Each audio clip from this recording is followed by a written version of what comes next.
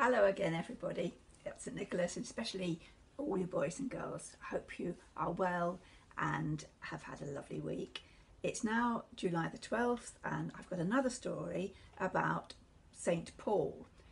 We heard about him last week and the week before, and he was we now call him St Paul, and I expect you've all heard of St Paul's Cathedral in London.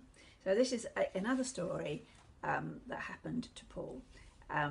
He was a very determined and adventurous person, and what he wanted more than anything was to tell everyone about God and to spread the good news of Jesus. He had many exciting adventures, and we can read about them in the Bible in a book called The Acts.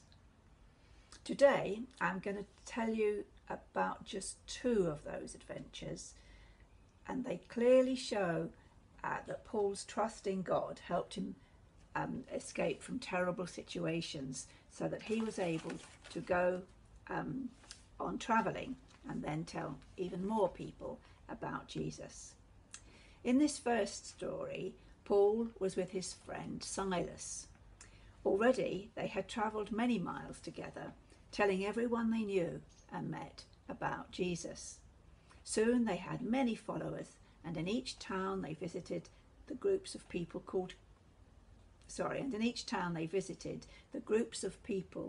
Christians grew and grew.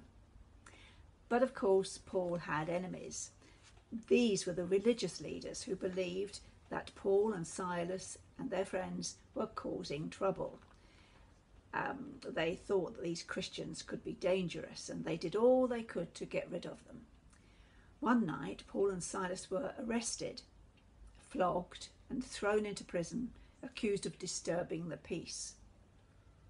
But instead of being downhearted, Paul and Silas amazed the other prisoners by singing songs of praise to God. Here's a picture of them singing. Quite a nice little painting.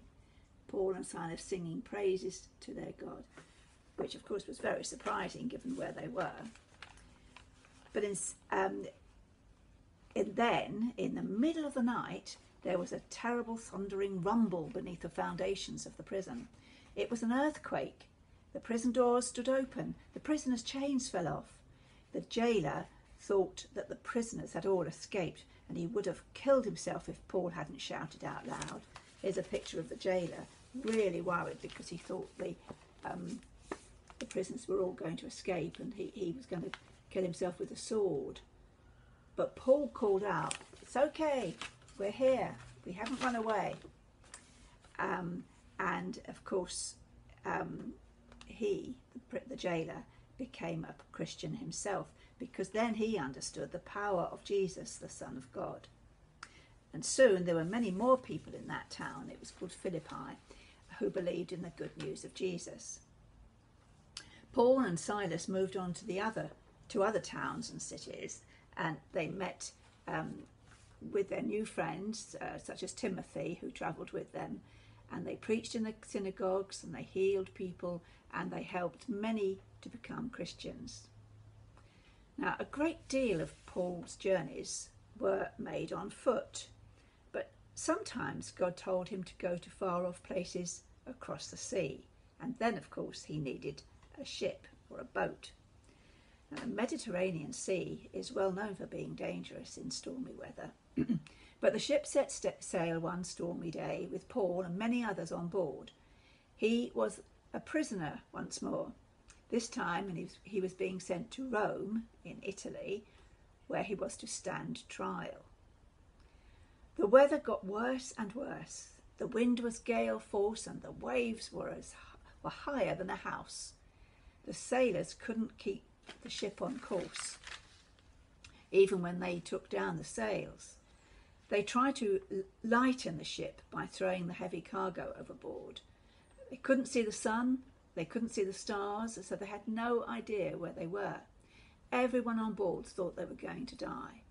But Paul reassured them. "The ship will break up," he said, "but God has promised to save all our lives." Sure enough, the ship ran aground on a sandbank and broke into pieces, but everyone on board managed to swim, or to hold on to planks of wood and to get safely ashore. and they found out they were on the island of Malta.